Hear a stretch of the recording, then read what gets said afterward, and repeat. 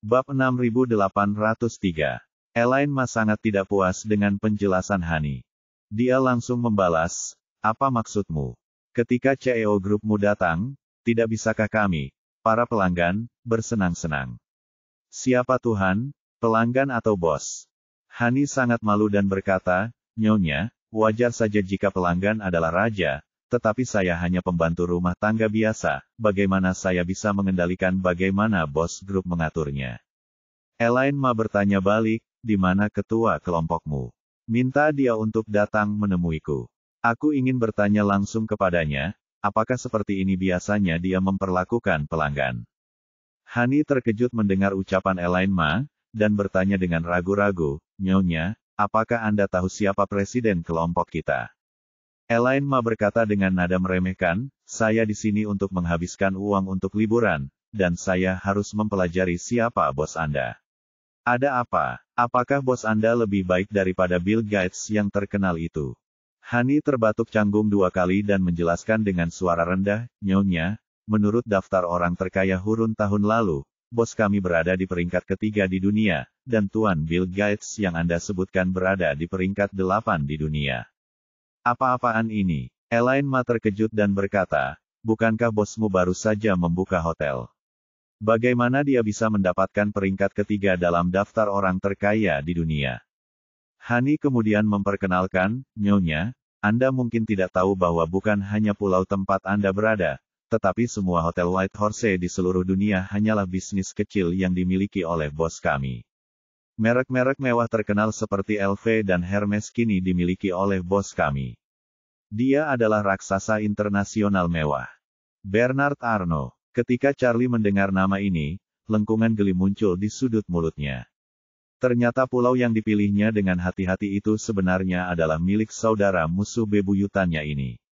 Jika dia tahu ini, dia akan membiarkan pulau ini sebagai barang tambahan saat menawar pil peremajaan. Oh sial. Pada saat ini, Elaine Ma mendesah dan mendesah, anjing tua ini sangat kaya, tampaknya industri barang mewah ini memang merupakan industri yang sangat menguntungkan. Saya tidak tahu berapa banyak uang yang diperoleh anjing tua itu dari membeli tas-tas bermerek itu. Hani terkejut dan segera mengingatkannya, Nyonya, harap berhati-hati dengan kata-kata Anda. Oh, Elaine Ma tersadar dan tertawa 2 kali, jika kamu mengatakan dia adalah orang terkaya ketiga di dunia, maka aku harus berhati-hati dengan kata-kataku. Setelah itu, dia meringkuk dan berpikir sejenak, lalu bertanya kepada pembantu rumah tangga Hani, selain spa bawah air, yang mana yang terbaik? Hani menjawab, yang terbaik adalah spa pantai kami. Elaine Ma segera mengangguk dan mengganti tangannya, baiklah, buatkan janji untukku, aku akan ke sana setelah makan malam. Jacob mengangkat tangannya dan berkata, tolong buatkan janji untukku juga, jadi aku juga bisa merasakannya. Setelah mengatakan itu, dia menatap Charlie dan Claire. Claire, apakah kalian ingin datang bersama? Charlie tersenyum dan berkata, aku tidak akan pergi. Claire pun mengangguk dan berkata, aku juga tidak akan pergi, kalian saja yang pergi. Elaine Ma tersenyum dan berkata, tidak apa-apa, kalian berdua dapat menikmati dunia kalian berdua. Claire tampak agak malu. Awalnya, dia berharap bisa datang ke Maladewa dan menghabiskan waktu romantis bersama Charlie di pulau tropis yang indah itu. Namun sekarang, selalu ada batu besar yang menghalangi jantungnya, dan semua suasana hatinya pun sirna. Setelah makan malam, Elaine Ma dan Jacob pergi ke spa pantai yang disebutkan Hani. Charlie bertanya kepada Claire, istri, apakah kamu ingin pergi ke pantai? Claire melirik Charlie, mengangguk sedikit, dan berkata, kalau begitu, ayo jalan-jalan. Charlie berdiri, menyapa Hamid, lalu meninggalkan restoran bersama Claire. Hani menghampiri mereka dan berkata sambil tersenyum, Tuan Wade, Nyonya Wade, ada banyak ikan pari manta di pantai di Teluk Utara. Apakah Anda ingin berinteraksi dengan mereka? Ikan setan. Claire bertanya dengan heran, apakah kamu membesarkannya? Tidak. Hani menggelengkan kepalanya dan tersenyum. Ikan pari manta hanya ada di daerah kami. Jumlah mereka banyak di daerah ini. Mereka suka pergi ke perairan dangkal untuk mencari makan dan bermain di musim seperti ini. Mereka kembali ke laut dalam saat hari mulai gelap. Sekarang adalah waktu yang tepat untuk berinteraksi dengan mereka. Claire bertanya kepadanya, menawarkan kamu membawa kami ke sana. Tentu saja, tidak masalah. Kata Hani sambil tersenyum, gunakan mobil golf kami dan aku akan mengantar kalian berdua ke sana. Ekspresi Claire yang tadinya agak terlalu tenang, akhirnya menunjukkan sedikit kegembiraan, dan dia berkata dengan gembira, terima kasih banyak. Charlie dan Claire menaiki kereta golf Hani, yang khusus digunakan untuk melayani tamu. Kereta listrik itu melaju dengan mantap di jalan berkerikil di pulau itu dan langsung menuju ke pantai paling utara pulau itu. Pulau Baimas sangat luas, dengan jumlah kamar tamu yang tidak banyak. Pulau ini merupakan pulau resor dengan kepadatan rendah, sehingga jumlah wisatawannya tidak banyak. Hanya ada sedikit wisatawan yang menjelajah sepanjang garis pantai yang panjang. Namun karena ikan pari manta banyak yang datang ke pantai utara, masih banyak wisatawan yang datang untuk menyaksikan keseruannya. Sebagian besar dari mereka dibawa ke sini oleh pelayan mereka, yang sudah menunggu dengan sabar di tepi pantai. Begitu Charlie dan Claire tiba di pantai, mereka melihat segerombolan ikan pari manta seukuran wastafel berenang di perairan dangkal. Beberapa wisatawan sudah berdiri di udara, berinteraksi dengan ikan pari manta sambil mengambil foto dan merekam video dengan ponsel mereka. Karena semua orang berganti sandal saat pergi ke restoran, Claire mengambil inisiatif, berjalan di pantai yang berwarna putih pucat, menginjak ombak, dan segera tiba di area berkumpulnya ikan pari manta. Charlie tidak terlalu tertarik pada binatang, jadi dia hanya mengikuti diam-diam dan mengeluarkan ponselnya untuk mengambil gambarnya. Tepat saat para tamu tengah asyik bermain dengan ikan pari manta, seorang pelayan berkulit putih tiba-tiba berteriak dalam bahasa Inggris standar, "Ya Tuhan! Ya Tuhan!" Periksa kelompok kerja, manajer mengatakan bahwa bintang Tawana Suite akan datang ke tempat kita untuk liburan besok. Mari kita bersiap untuk bekerja lembur malam ini untuk mempersiapkan penyambutan. Benarkah? Beberapa pembantu rumah tangga tiba-tiba menjadi gila. Masing-masing dari mereka tampak terkejut dan gembira, lalu dengan cepat mengeluarkan ponsel mereka. Setelah itu, beberapa orang dengan gembira melompat-lompat dan memuat, benar. Tawana Suite benar-benar datang. Ya Tuhan, katakan padaku ini bukan mimpi. Pulau Baimas selalu sangat mengutamakan privasi tamunya. Begitu ada tamu terkenal yang datang, manajemen puncak akan merahasiakannya dan tidak akan memberitahu karyawan hingga malam hari sebelum tamu tersebut tiba. Karena mereka adalah tamu penting dan terkenal, mereka harus mempersiapkan upacara penyambutan khusus untuk mereka satu malam sebelumnya. Di antara tamu White Horse Island di masa lalu, selalu ada bintang-bintang internasional, tetapi Tawana Suite belum pernah ke sini. Bagi banyak orang yang menyukai musik pop Eropa dan Amerika, Tawana Suite adalah eksistensi yang unik. Tidak peduli seberapa populernya orang lain, mereka selalu satu tingkat lebih rendah darinya. Bahkan Beyoncé yang setingkat dewa pun tidak dapat dibandingkan dengannya dalam hal pengaruh. Terlebih lagi, sebagian besar pembantu rumah tangga ini adalah anak muda, yang berada pada usia yang sama dengan Tawana Suite. Mereka tidak menghasilkan banyak uang pada hari kerja dan tidak mampu melakukan perjalanan ke seluruh dunia untuk menonton konser Tawana. Sekarang mereka tiba-tiba mendengar bahwa Tawana Suite akan mendarat di Pulau White Horse besok, dan semua orang sangat gembira. Sorak-sorai beberapa pengurus rumah tangga menarik perhatian beberapa tamu. Beberapa tamu mendengar percakapan mereka dan bertanya kepadanya, Tawana Suite akan datang ke Pulau White Horse. Benarkah? Karena Tawana akan tiba di pulau tersebut besok pagi dan akan mulai membuat perlengkapan penyambutan malam ini, maka sulit untuk merahasiakannya dari para tamu di pulau tersebut saat ini. Jadi staf tersebut dengan murah hati mengakui, ini adalah berita yang kami terima sejauh ini, tetapi kami tidak dapat menjamin apakah itu benar atau apakah akan ada perubahan lain. Sekelompok wisatawan yang tengah bermain dengan ikan pari manta di pinggir pantai tiba-tiba bersorak kegirangan. Sulit untuk melihat sang idola dari jauh jika Anda ingin menghabiskan 10 kali lipat harga tiket konser, tetapi Anda tidak pernah menyangka bahwa sang idola akan pergi berlibur di pulau yang sama dengan mereka. Seperti ketika orang-orang Tiongkok pergi bersenang-senang dan tiba-tiba bertemu Jay Chou di hotel tempat mereka menginap. Bagaimana mungkin ini tidak membuat orang-orang bersemangat? Selain itu, meskipun Cheval Blanc adalah sebuah pulau, sebenarnya hotel ini adalah hotel yang besar. Semua fasilitas umum di pulau ini terbuka untuk semua tamu kecuali ada keadaan yang tidak terduga.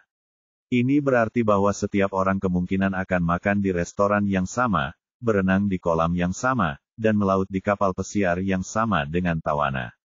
Di antara rombongan wisatawan yang amat gembira itu, ada dua orang yang memasang ekspresi terkejut dan tidak menunjukkan tanda-tanda kegembiraan. Salah satunya adalah Charlie, yang lainnya adalah istrinya, Claire. Charlie sama sekali tidak ingin melihat tawana, terutama saat dia bersama Claire. Ia bahkan curiga kalau tawana diam-diam sudah mengirim seseorang untuk mengawasinya dan tahu kalau dia ada di sini, jadi dia mengikutinya. Tetapi dia memikirkannya lagi dengan hati-hati dan merasa bahwa tawana seharusnya tidak memiliki kemampuan sebesar itu. Mengingat sebelumnya dia pernah berkata bahwa dia nampaknya ingin pergi berlibur, dia merasa bahwa ini lebih mungkin merupakan suatu kebetulan. Tapi, kebetulan itu terlalu aneh, kan? Ketika Claire dan aku pergi jalan-jalan, meskipun kami tidak menghabiskan waktu berdua, setidaknya kami bisa menghabiskan beberapa hari dengan tenang. Tapi bagaimana kami bisa tenang ketika tawana datang? Terlebih lagi, antusiasme dan sifat tak terkendali wanita Amerika terkadang membuatnya tidak mampu mengatasinya. Dia lebih menyukai kelembutan yang relatif tersirat dari wanita Asia Timur, yang selembut air. Claire Wilson sama sekali tidak merasa senang. Karena dia mengetahui identitas asli Charlie, dia telah menebak banyak hal tentang tawana. Saya pikir alasan mengapa tawana datang ke China untuk mengadakan begitu banyak konser adalah karena dia diundang oleh suaminya. Lagi pula, tawana seolah diundang oleh Changying Otomobil, dan Changying Otomobil merupakan usaha patungan antara keluarga kakek suami saya dan keluarga kakek saya, dan bahkan merek tersebut menggunakan nama ayah Charlie. Dengan kesimpulan ini, tampaknya apa yang dilakukan Charlie bersama tawana di bawah panji Direktur Feng Shui beberapa hari yang lalu juga merupakan suatu rekayasa. Aku sudah menduga kalau penari pria yang dicium mesra oleh tawana di atas panggung adalah Charlie, tapi kupikir seorang superstar internasional seperti tawana tidak akan tertarik dengan seorang master Feng Shui seperti suaminya. Saat itu, aku merasa jika dibandingkan dengan suamiku Charlie, tawana hanyalah orang yang datang dari surga, dan perbedaannya sangat jauh. Namun ketika kulihat lagi, yang berada tinggi di langit itu bukanlah tawana, melainkan Charlie. Sekarang, Charlie dan aku baru saja tiba di Pulau Kuda Putih, dan tawana akan datang besok. Tak perlu dikatakan lagi, kami tahu bahwa dia pasti ada di sini untuk Charlie. Itulah satu-satunya kali dia bepergian dengan Charlie, dan mungkin juga itu yang terakhir kalinya. Namun yang tidak pernah ia duga adalah bahwa pesaing lain dengan status luar biasa akan segera datang. Bagaimana ia bisa merasa senang dengan ini? Melihat ekspresi Charlie yang sedikit terkejut, dia sengaja bertanya kepadanya, "Suamiku, Nona Manis juga datang ke Pulau Kuda Putih, bukankah ini terlalu kebetulan? Apakah kamu sudah memberitahunya sebelumnya bahwa kamu akan datang ke sini?" "Tidak." Charlie menghela napas. "Aku hanya memberitahu orang lain bahwa aku akan pergi berlibur selama tahun baru Imlek, tetapi aku tidak memberitahu mereka kemana aku akan pergi. Ada begitu banyak resor di dunia, dan ada begitu banyak pulau resor di Maladewa. Aku tidak menyangka tawana akan memilih di sini." Claire melihat bahwa Charlie tampaknya tidak berbohong, tetapi mengingat apa yang dikatakannya di masa lalu, dia selalu serius, jadi dia merasa ragu dalam hatinya, tetapi dia berkata, "Meskipun ada banyak resor di dunia, sekarang sedang musim dingin di seluruh belahan bumi utara. Satu-satunya resor tepi laut dengan cuaca yang baik seperti itu ada di daerah tropis dan belahan bumi selatan. Maladewa adalah salah satu pilihan pertama yang memang pantas. Selain itu, Pulau Kuda Putih tempat kita berada di sini juga merupakan yang terbaik di Maladewa. Tidak mengherankan bahwa Nona Manis begitu kaya sehingga dia memilih tempat ini." Sambil berbicara, dia bergumam dengan suara rendah, "Kamu dan Nona Sweet memang ditakdirkan untuk bertemu di sini." Charlie berkata dengan canggung, "Jadi, saya memiliki hubungan yang baik dengan bos restoran Timur Tengah tadi." "Itu takdir." Claire mengangguk dan berkata, "Kau tahu aku sudah berada di Aurus Hill selama bertahun-tahun, dan aku belum pernah bertemu dengan siapapun yang kukenal di kereta bawah tanah setempat, apalagi saat aku pergi keluar. Kau sudah pergi ke luar negeri, dan kau masih bisa bertemu dengan kenalan satu demi satu. Itu pasti takdir. Charlie tersenyum canggung dan tidak mengatakan apa-apa. Karena para pengurus rumah sedang sibuk kembali untuk mempersiapkan pendaratan Tawana di pulau itu, Charlie dan Claire berjalan di sepanjang pantai kembali ke villa air mereka. Jacob dan Elaine Ma, yang tinggal di sebelah, belum kembali. Tepat saat Charlie hendak memasuki rumah, dia melihat pintu rumah di seberang jalan terbuka. Hamid berjalan keluar dari villa dan melambaikan tangan kepada Charlie. Kakak Wade, apakah kamu ingin mengobrol sebentar? Charlie mengangguk, oke. Setelah itu, dia berkata pada Claire, istri, kembalilah dulu. Aku akan mengobrol dengan lelaki tua ini sebentar. Claire mengangguk sedikit, lalu mendorong pintu dan memasuki villa. Saat itu Hamid berjalan ke arah Charlie, dan ketika dia sampai di dekatnya, dia berbisik kepadanya, kakak, mari kita bicara sebentar. Ada villa air independen di sekitar sini. Meskipun privasinya sangat baik, jika Anda berbicara di luar, Anda takut orang lain akan mendengarnya. Maka mereka berdua pun berjalan agak jauh, dan Charlie pun bertanya, kakak, apakah ada yang ingin kau bicarakan denganku? Hamid berkata kepadanya, saudaraku, saya telah memesan tiket pesawat untuk lusa pagi. Saya berencana untuk kembali. Lusa pagi saya akan naik pesawat amfibi dari Cheval Blanc langsung ke Mel, lalu terbang ke Beirut, Lebanon. Charlie bertanya kepadanya, apakah ini rencana awal atau ide spontan? Itu hanya sementara. Hamid menghela napas dan berkata, awalnya saya berencana untuk beristirahat sejenak, tetapi setelah mendengarkan Anda berbicara di pintu masuk restoran pada malam hari, saya selalu merasa gugup dan sedikit gelisah, jadi saya berencana untuk kembali lebih awal. Saya ingin berangkat besok, tetapi kedua istri saya mendengar bahwa drama internasional Tawana Suite akan mendarat di pulau itu besok, dan mereka menolak untuk berangkat. Mereka bersikeras untuk bertemu dengan Tawana Suite, berfoto dengannya, dan meminta tanda tangannya sebelum berangkat. Saya tidak punya pilihan selain menundanya hingga lusa. Setelah itu, dia berkata dengan nada agak melankolis, saya ingin mengobrol panjang lebar dengan Anda, saudara, tetapi tampaknya saya hanya bisa menunggu sampai lain waktu. Charlie berkata, tidak apa-apa, saudaraku, kembalilah dan selesaikan urusanmu dulu.